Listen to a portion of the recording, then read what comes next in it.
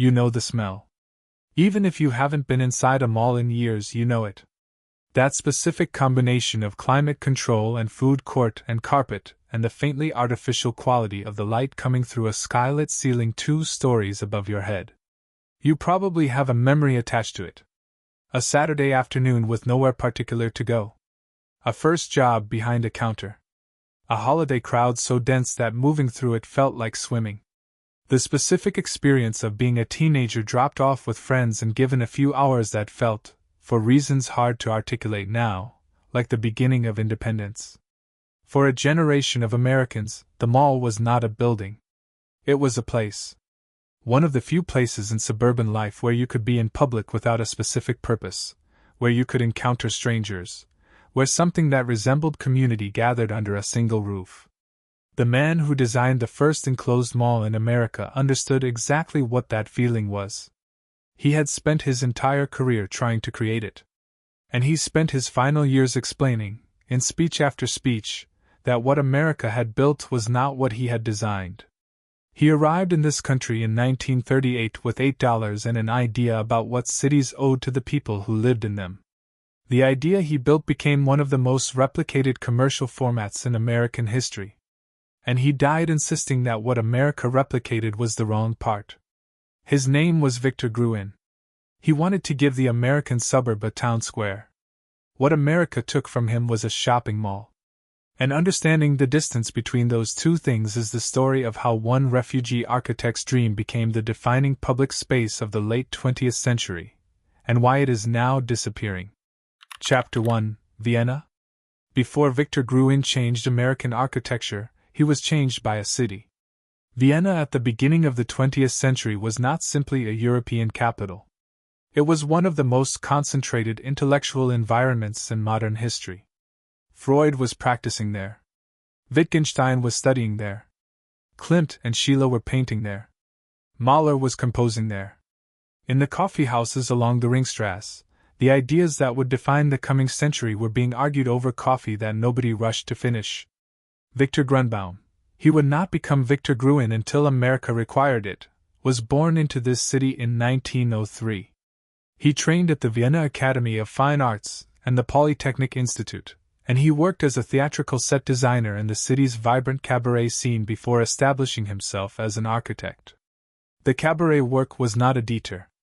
A set designer learns, before almost anything else, how physical space creates emotional experience. How an audience feels when they walk into a room is a design problem before it is a performance problem. But the deeper education was the city itself. Vienna was organized around the experience of being in public. The Ringstrasse was not merely a road, it was a promenade, a stage, a place where the act of moving through it was the point. The coffee houses were not merely cafes, they were the infrastructure of intellectual and social life. Places where a person could sit for hours, read, argue, meet strangers, and feel the texture of a shared civic world. The Naschmarkt stretched for half a mile, and sold food alongside conversation. The lesson Gruen absorbed from all of this was specific and would prove permanently portable. A city was not its buildings. A city was what happened between its buildings. The streets, the squares, the markets, the cafes, the in-between spaces, were where life actually occurred. Design those well, and community followed. Neglect them, and all the housing and commerce in the world would not produce the thing that made a collection of buildings into a place worth living in. He would carry this idea across an ocean. He would carry it into a profession and a country that were organized around almost exactly the opposite set of assumptions. Then, in a single week in March 1938, the city that had formed him was destroyed. And what he carried out of Europe when he fled would eventually reshape the geography of every American suburb. If you're enjoying the video, make sure to subscribe for more stories like this. Chapter 2: $8. Nazi Germany annexed Austria on March 12, 1938. The Anschluss took less than a day to complete. Within hours of the annexation, Jewish Austrians began facing persecution that had been building in Germany for 5 years and arrived in Vienna fully formed. Gruen escaped. The details of his departure are compressed, as they are for most refugees, into the stark arithmetic of what could be carried and what had to be left. By his own account, he arrived in the United States with $8. He was 35 years old. He was an architect and a set designer with a well-developed aesthetic philosophy and almost no English. He had a portfolio of Viennese work that meant nothing in New York, a theatrical sensibility, and a question that he would spend the rest of his career trying to answer: where do people gather in America? In Vienna the answer had been everywhere. The street. The cafe. The market. The square. Public space was woven into the fabric of daily life so thoroughly that the question barely needed asking. You gathered because gathering was what the city was for. In New York, and then in Los Angeles, where Gruen eventually settled and founded his practice, the question was harder. America had spaces. It had more space per person than any European city had ever imagined. What it lacked, increasingly, was the kind of space that gathered people without requiring a specific commercial purpose. He built a retail design practice. He designed storefronts, small shopping centers, commercial environments that prioritized the pedestrian experience over pure traffic flow. In 1941, his design for a Fifth Avenue dress shop, using theatrical display techniques to draw pedestrians inside from the sidewalk, attracted serious attention in architectural circles.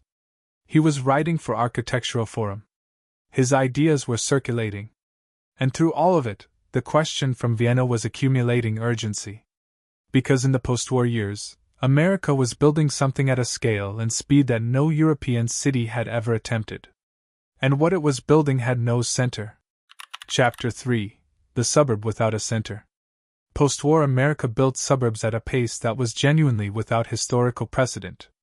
Between 1945 and 1960, millions of families moved from dense urban neighborhoods into new communities that spread across previously agricultural land outside American cities. They gained things that their parents had never had: a detached house, a private yard, quiet streets, space between themselves and their neighbors. The physical expression of a prosperity that the Depression and the war had deferred for 15 years. Gruen understood the genuine achievement. He was not a critic of homeownership or of the desire for a better life. But he had a specific diagnosis of what the new suburbs consistently failed to provide. They had no center. The traditional city, and Vienna was his reference point, but the same was true of American cities before the automobile, organized itself around gathering points. A downtown. A main street. A square. A market. Places where daily life accumulated, where people encountered each other without planning the encounter, where the simple act of going somewhere for one purpose produced the additional experience of being among other people with their own purposes. The post-war suburb had houses. It had roads. It had shopping strips along arterial roads designed for car access rather than pedestrian experience. What it did not have was a place. A teenager in a new suburb in 1952 could look out the window of a house that was superior in almost every material respect to anything her parents had grown up in, and have nowhere to go that was not a specific destination requiring a specific purpose. No square. No cafe. No street that invited walking for its own sake. The suburb had optimized for private life at the expense of public life, and the cost of that optimization was the thing Gruen had grown up surrounded by in Vienna, and could not stop trying to recreate. In 1952, he proposed a radical solution for Fort Worth, Texas. Move all cars to perimeter garages. Return the entire downtown core to pedestrians. Create the kind of human-scale street environment that European cities maintained as a matter of course. The proposal was well received by planners, published widely, and never built. America was not ready to remove cars from the center of anything. But the thinking was now complete. And a family of Minneapolis department store owners was about to give him a piece of Minnesota farmland and ask him what to do with it. Gruen had spent a decade diagnosing what American suburbs lacked.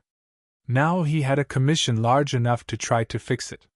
What he proposed to the Dayton Company in 1954 was not a shopping center. It was a town. Chapter 4: The Dayton Company's Farmland. The Dayton brothers, Donald, Bruce, Douglas, Wallace, and Kenneth, ran one of the most successful department store operations in the Midwest. Their flagship store anchored downtown Minneapolis. They had acquired farmland in Edina, a suburb southwest of the city, and they needed an architect to design a new retail facility on it. What Victor Gruen presented to them was considerably larger than what they had asked for. His proposal for the Edina site included the retail structure at the center, but surrounding it was a complete community: residential housing, medical offices, a school, public green space, pedestrian connections threading between the buildings and out into the surrounding neighborhood. The shopping center was the heart of the proposal, but Gruen was explicit about what the heart needed to function: a body. The garden court at the center of his retail building was designed with the same intention. 10,000 square feet of skylit atrium space containing a goldfish pond, live birds, a sidewalk cafe, and art installations. Crucially, no retail on the ground level of the court itself. Stores were accessed from corridors that opened off the court. The court was designed to be experienced without purchasing anything. You could sit there. You could look at the birds. You could meet someone for coffee. You could simply be in a public space. This was the Viennese coffee house translated into Minnesota. A place where presence was sufficient, where the commercial activity was nearby but not the immediate purpose of being there. The Dayton Company listened to the full proposal. They commissioned the retail building. Only the retail building. The housing was not built. The school was not built. The medical facilities were not built. The pedestrian connections into the surrounding neighborhood were not built. The farmland around the new structure was converted into parking, 12 acres of it, eventually, because parking was what the retail model required and what the financial model could support. On October 8, 1956, Southdale Center opened to the public as the first fully enclosed, climate-controlled shopping mall in the United States.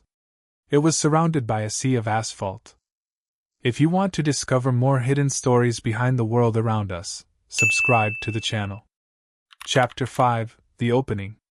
Americans in 1956 had never experienced anything like Southdale.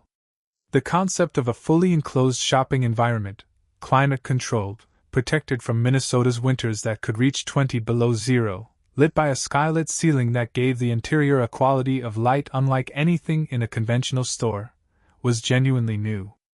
The garden court, whatever had been removed from around it, was still a remarkable space.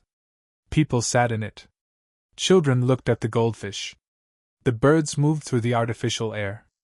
It was possible, standing in the court on the opening day, to feel something that resembled what Gruen had been trying to produce. The press coverage was extensive. Time magazine came. Architectural Forum gave it substantial coverage. The crowds that visited in the first weeks exceeded every projection. The commercial result was immediate and decisive. Southdale worked as a retail operation. It worked extremely well. Gruen was celebrated. He was described as a visionary. The phrase that would follow him for the rest of his life, "father of the American shopping mall," began attaching itself to his name. He accepted the coverage. He also knew, from the first day, that what he was being celebrated for was not what he had designed. The building was real. The garden court functioned as he had imagined. But the community that was supposed to surround the building, the reason the building would have civic meaning rather than purely commercial meaning, was a parking lot. And across America, developers who had read the coverage and studied the financial results were already making plans. They had seen exactly what they needed to see. A formula. A replicable commercial format that solved the problem of suburban retail. They began copying it immediately. What they copied was precise. The enclosed corridor. The climate control. The anchored department stores at either end generating foot traffic for the retailers in between. The massive parking surround. They copied every element of Southdale that generated revenue. The elements that didn't, the civic space, the residential component, the public infrastructure, they left in Gruen's drawings. Chapter 6: The Replication.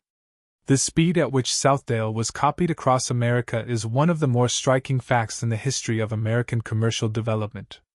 By 1964, 8 years after Southdale opened, there were approximately 7,600 shopping centers in the United States. Not all enclosed, not all on the Southdale model, but all drawing on the logic that Southdale had proven: concentrated retail in a suburban location, accessible by car, with parking sufficient to replace the need for any other transportation. Victor Gruen Associates designed many of them. This is the biographical fact that complicates the story of Gruen's disillusionment. His firm was commercially successful precisely because the format he had created was in such demand. He designed stripped-down versions of his own concept for clients who wanted the revenue model and not the civic vision. He built what they would pay for. Each new mall was a further reduction of the original idea. The garden court, where it appeared at all, became a retail device rather than a civic space, a dramatic atrium that drew the eye upward and encouraged browsing rather than a place designed for sitting and being. The anchor tenant model, large department stores at either end of the building, pulling customers through the corridor between them, became the organizing principle. Everything else was in service of that pull. The residential component never appeared. In mall after mall, across suburb after suburb, the surrounding land went to parking. The school, the medical facilities, the public green space, none of it was built. The financial case for each of these elements was harder to make than the financial case for more stores and more parking, and so they were never made. By the early 1970s, the enclosed mall had become one of the dominant forms of American commercial architecture. Approximately 1,500 enclosed malls would eventually operate in the United States. They were in small towns and large suburbs, near highway interchanges and at the edges of growing cities. Almost every American community of any size had one, or wanted one, or was within driving distance of several. And almost none of them had any trace of what Victor Gruen had originally proposed. Chapter 7: What the Mall Actually Became. It would be dishonest to describe the American mall's peak era as a failure. From the 1970s through the 1990s, the enclosed mall functioned as a genuine community space for millions of Americans. Not the community space Gruen had designed, not a civic institution with housing and schools and public green space surrounding it, but a social environment that answered real needs in the communities where it existed. The food court became the closest thing many suburbs had to a public square. Teenagers gathered there after school in the same way that teenagers in European cities gathered in plazas, not because they needed to buy anything, but because it was somewhere to be that was not home and not school. The average American visited a mall approximately once a week during the 1980s. That frequency suggests something more than retail habit. It suggests that the mall had become the primary location of discretionary public life for a significant portion of the country. The social experiences that accumulated inside malls were genuine. The first job behind a counter, saving money that felt like the first proof of adult capability. The first date, navigating the strange territory between wanting to impress someone and not knowing how. The Saturday afternoons that stretched for hours without any particular destination, drifting from store to store, eating something in the food court, meeting people from school in circumstances that felt vaguely accidental even when they were entirely planned. For many Americans over 50, the mall era is not an abstraction. It is a specific sensory memory. The particular light. The particular sound of a fountain echoing off a tiled floor.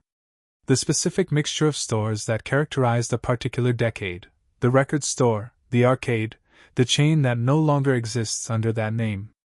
Gruen would not have dismissed any of this. He wanted exactly this social function, the accidental encounter, the community gathered without specific purpose. What he would have said, and did say, was that building this social function entirely on a commercial foundation was building it on sand. A town square belongs to the public. When the commercial conditions change, the square remains. A mall belongs to its owners. When the commercial conditions change, the community that gathered inside it has nowhere else to go. Gruen had understood this from the beginning. He had tried to provide the alternative foundation. And it had been removed before the building opened. Chapter 8: The Word That Bears His Name. There is a term in retail design called the Gruen transfer. It describes the moment of disorientation that shoppers experience when entering a large enclosed retail environment, the sensory overload of signage and light and sound and movement that briefly disrupts the shopper's sense of direction and purpose, making them more susceptible to impulse purchases. Research suggests that this moment of disorientation is commercially valuable. A shopper who has briefly lost their bearings is a shopper who is more likely to buy something they had not planned to buy. The term is named after Victor Gruen. He would have found this unbearable. Everything he designed was intended to produce the opposite effect. The garden court at Southdale was designed to orient visitors, to give them a clear sense of where they were in space, to create the calm and legible public environment of a European plaza. The goal was to make people feel settled enough to linger, not disoriented enough to spend impulsively. His entire career was an argument that a well-designed public space served human needs rather than exploiting human vulnerabilities. The Gruen transfer describes the commercial use of disorientation. It is named after a man who spent his life designing against exactly that. By 1968, Gruen had seen enough. He closed Victor Gruen Associates and returned to Vienna. He was 65 years old. The format he had created was still accelerating. And from across the Atlantic, he watched it spread into its peak era in a form he considered a fundamental misreading of everything he had tried to build. Chapter 9: The Speech. In 1978, 10 years after he had left America, Victor Gruen gave a speech in which he formally and explicitly disowned the American shopping mall. He called what developers had built a bastard of his concept. He said he refused to take credit for it. He argued, with the precision of someone who had spent decades watching a specific misunderstanding propagate, that what had been replicated across America was the commercial shell of his idea without the community structure that gave the shell meaning. The stores without the housing. The corridors without the parks. The enclosed atrium without the civic purpose. The formula without the vision. He was not angry that his idea had been used. He was angry that his idea had been used to describe something he had never proposed. His name was attached to a landscape of parking-surrounded retail buildings that bore no resemblance to the community centers he had spent his career designing. He was being credited, and criticized, for something he had not done. This speech was not widely covered at the time. Gruen was not, by 1978, a figure of major public prominence in America. He had been gone for a decade. The malls he had helped design were operating successfully without his philosophical input. The industry had no particular reason to listen to a 75-year-old Austrian architect explaining that they had misunderstood him. But the speech has been quoted ever since, because it articulates something that the physical evidence of the dead mall era would eventually make visible to everyone. The mall as built had a structural weakness. Not a retail weakness or a design weakness. A civic weakness. A community that exists only because commerce supports it will disappear when commerce moves on. 2 years after that speech, in February 1980, Victor Gruen died in Vienna. He was 76 years old. The format he had created was at or near its cultural peak. The first cracks in its commercial foundation would not become visible for another decade. And the full collapse would take another 2 decades after that. He did not live to see it. But he had described it precisely. Chapter 10: The Structural Weakness. The enclosed mall's commercial model rested on a specific foundation: large department stores at anchor positions generating customer traffic that smaller retailers throughout the building could share. This model worked for as long as the department stores worked.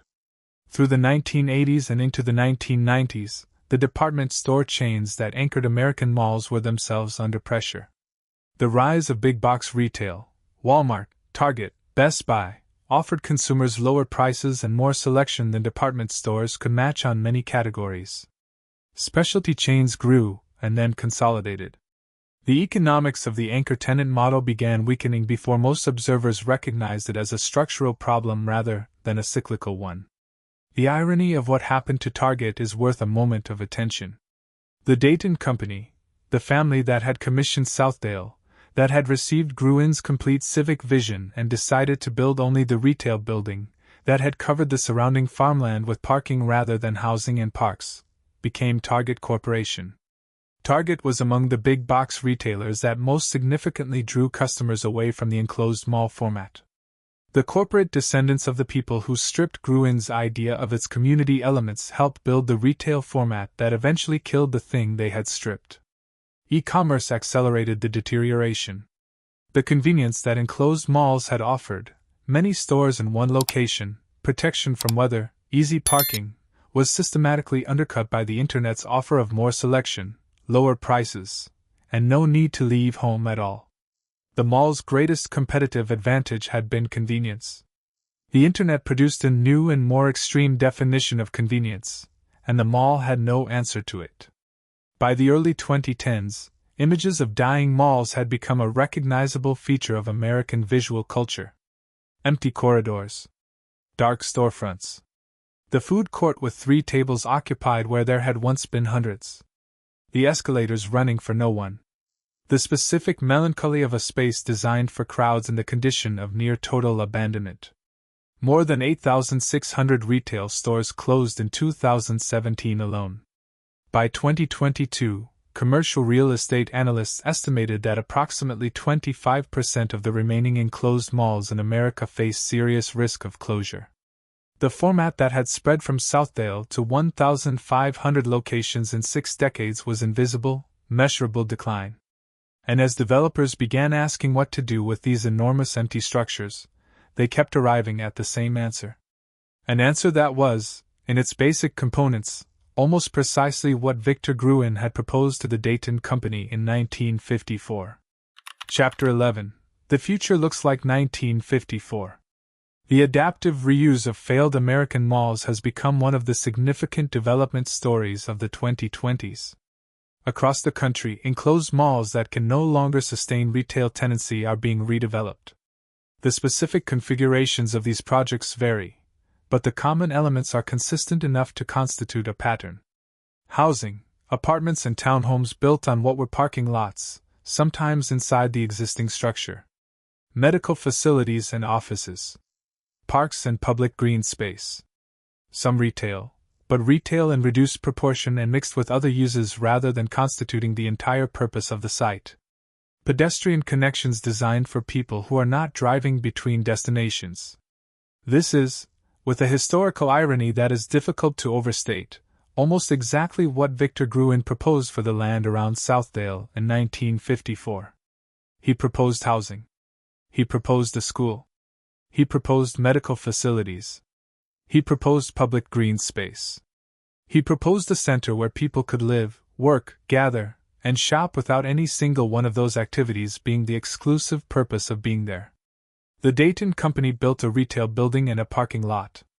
66 years later, developers across America are building on the sites of failed retail buildings what Gruen originally proposed: communities. The Mall of America, which opened in Bloomington, Minnesota in 1992, approximately 8 miles from the original Southdale site, is the largest mall in the United States. It has 5.6 million square feet of space, more than 500 stores, 12,000 parking spaces, and an indoor roller coaster. It has no housing, no school, no park, and no public space in any sense Victor Gruen would recognize. It opened 36 years after Southdale as the ultimate expression of everything Gruen's concept became after the civic elements were removed. Some of the dead malls being redeveloped near it today look more like Gruen's original vision than anything built in the intervening decades. The idea that was discarded in 1954 is now being rediscovered as the answer to the problem created by discarding it. Chapter 12. What he actually wanted. Victor Gruen did not want to invent the shopping mall. This is not a revisionist claim made on his behalf after the fact. It is what he said, consistently and specifically, throughout his career and most explicitly in the years after he left America. He wanted to give the American suburb a center. A place where community happened. Where strangers became neighbors. Where the texture of daily public life, the accidental encounter, the prolonged conversation with someone you didn't expect to talk to, the feeling of being among people without a specific commercial purpose for being among them, could occur in a landscape that had been organized to prevent it. He used the shopping center as the financial mechanism that would make this center viable. Retail generated the revenue that would pay for the civic infrastructure around it. The stores were the engine. The community was the destination. What America took was the engine. The destination was left in the drawings. If you are over 50, you experienced the result of that transaction. You have memories inside enclosed malls that are real and specific and yours. The first paycheck. The particular store that was somehow always playing the right music. The friend you ran into by chance and spent an afternoon with without planning it. Those experiences were genuine. They happened inside the commercial shell of an idea, and they were no less real for that. What Gruen was mourning was not the absence of your experience. He would have been glad you had it. What he mourned was the absence of the framework that would have made it durable, the civic infrastructure, the public ownership, the community context that did not depend on the commercial health of any particular retail category or anchor tenant for its continued existence. A European town square does not close when the stores around it fail. It remains. The community that gathered in it continues to have somewhere to gather. The mall, built without that foundation, has been emptying out for 30 years. And the communities that gathered inside it have been left looking for somewhere else to go. Somewhere around America right now, a parking lot that was once 12 acres of Minnesota farmland is being surveyed by a development team. They are planning to build housing on it. A small park. Some medical offices. Some retail. Pedestrian paths connecting the buildings to each other and to the neighborhood. It is almost exactly what Victor Gruen proposed in 1954. He arrived in America with $8 and an idea about what cities owed to the people who lived in them. The idea became the most replicated commercial format of the 20th century. What is being built on its ruins is the idea he actually had. 66 years late. Finally happening. Thanks for watching. If you enjoyed this video, don't forget to subscribe for more.